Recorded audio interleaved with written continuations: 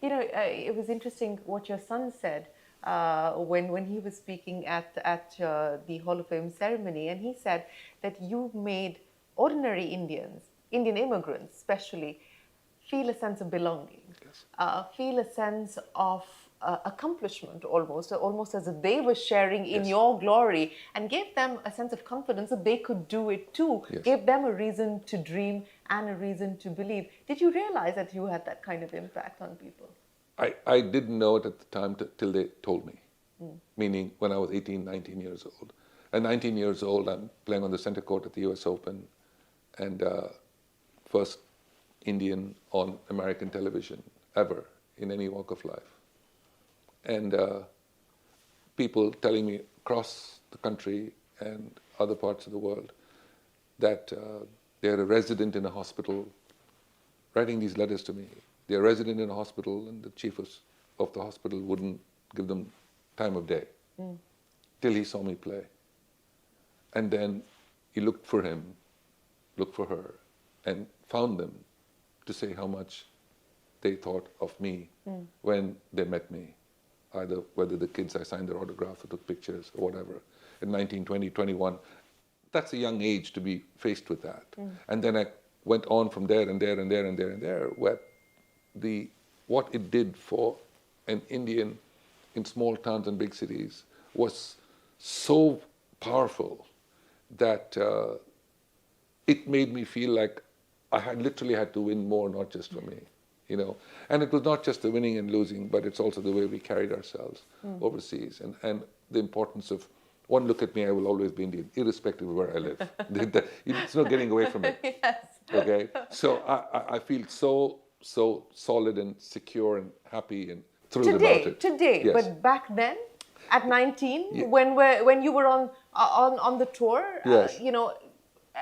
and we still, kids still deal with a sense of not feeling like they belong. Yes. How did you cope with that? I think also in those days it was even more unique because there was not that many of us overseas, and I was looking for Indian restaurants in every little town to be able to eat at. And in those days we didn't have the Indian restaurants like we have across today, right? Yeah. So I would see an Indian on the street corner and I would run up to him and say, I'm coming to your house for dinner tonight. And I've sat on the floor with young couples with babies on their lap and eating dal and roti on the floor with them and seeing their growth. So for me, as I said in my speech, their growth was my growth, and both our growth together was India's growth. But from an Indian perspective today, as you look at what's happening with Indian sport, and let's keep cricket aside. Sure. But what's exciting you about what's going on with the way that we've managed to win more medals now at the Olympics, the aspiration to host the Olympics perhaps in 2036? What is exciting you about the Indian sports scene today as an observer? Well, first of all, it has taken 40, 50 years to change to some degree, the mindset. The biggest concern for me has always been the mindset. The mindset is, I have two kids, 7 and 9, they want to play sport, but can we give up everything in the kitchen sink and take a second mortgage on the house to put them into sport? No sane family would do that. The risk is too great. Why would you kill this child's life? So you go to school, you go to college, you get a job, you get married, you do your thing, and you're very happy. And there's absolutely nothing wrong with it. But what happens to the sport? So that's why I find it incredibly, not bizarre, but interesting to see that, 28 of our top 100 CEOs in the world are Indian now? Yeah. But we don't have anybody in the world's top 100 in tennis, right? So how do we get there? It's a mindset. It's a mindset for sport because it is such a high-risk venture that it's very hard to put everything in the kitchen sink into that particular profession. And that's a very hard thing to follow. And that's why we don't have the kinds of accolades and wins that we should have for a country of our size and the interest in sport. What can change that? Do you believe that capital is one of the big constraints, one of the big problems, creating a safety net? What will change that? Culture first. society and culture, and it is changing. There's no question. I mean, we have a spectacular force in the workforce today who are young entrepreneurs. Everybody doesn't become a doctor, lawyer, engineer anymore, right? The startups are huge. It's the world's largest country for startups, right? The money that's flowing into from every part of the world and the ventures that are putting money into startups are huge. Okay, if that's the case, in my last point today, I said, listen, invest in sport, right? Why is that? What do you get from it? What, with the very good chance of that child who starts off playing sports at 10, 11, 12, by 15 years old, he'll be done. Now what? You know, and that's most likely to happen. For every 10,000 of those happenings, you may get one guy comes out of it, or one girl that comes out of it. That's the unique part of it. You know, we don't have that many Vishy Anands. We don't have that many Neeraj Chopras. We don't have that many Mary Combs. We do have a whole bunch of wonderful badminton success in girls and boys, which I find fantastic. Okay?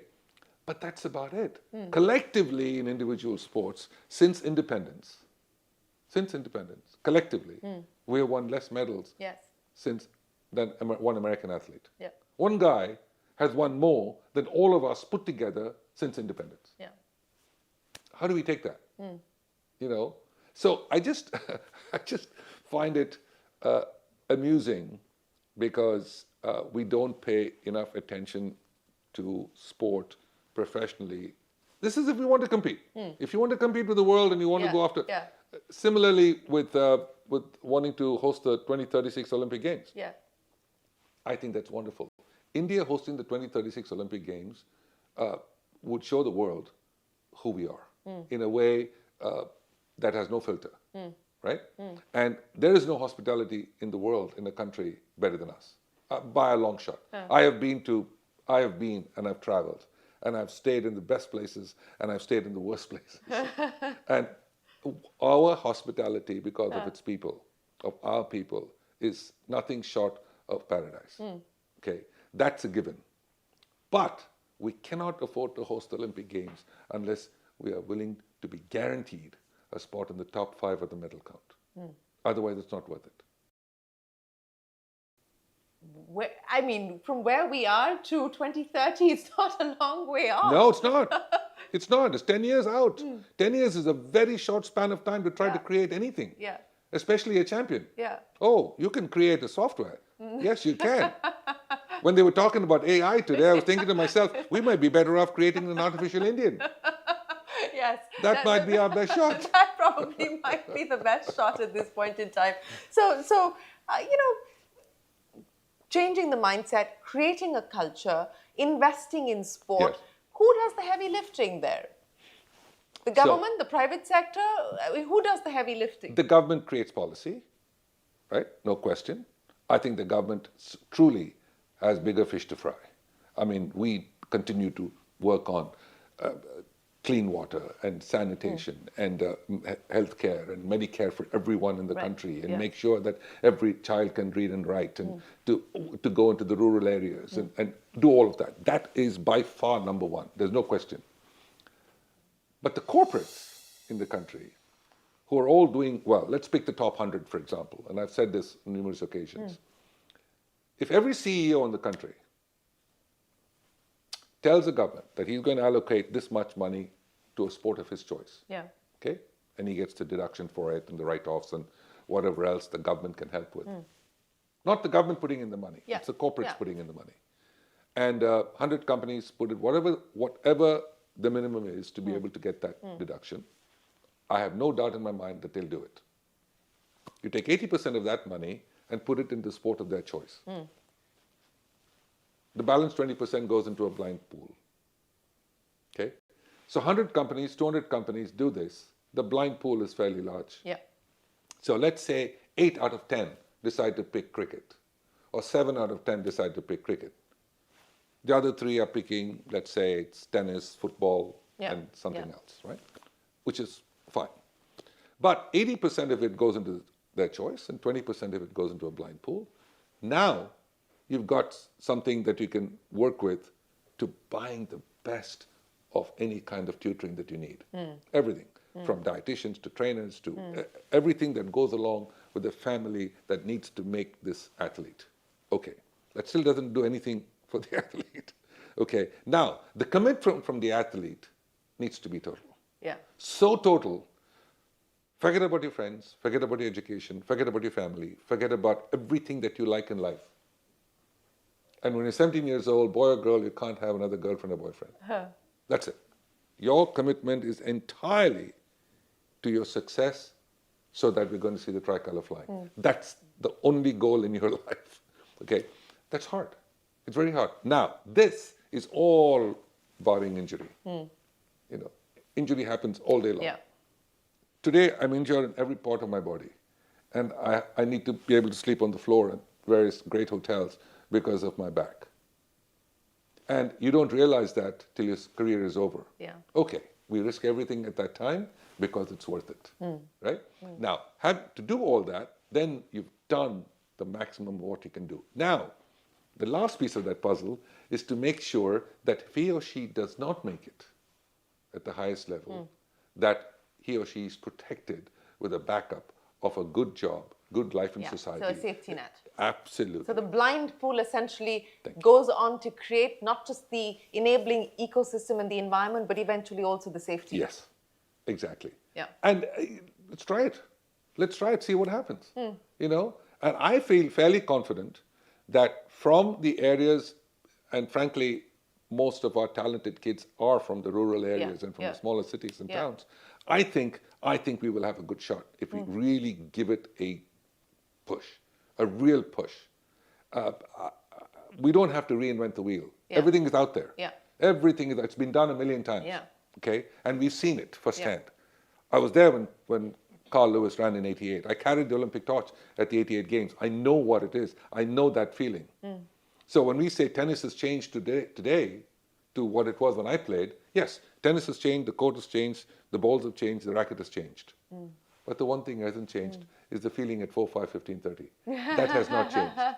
And that will remain forever. That will remain forever. Yes. You had an opportunity to spend time with Donald Trump and interview him as well for many hours. What do you make of what's going on in the US, and specifically from an Indian immigrant's perspective? How do you see the Trump administration and its actions and the likely impact?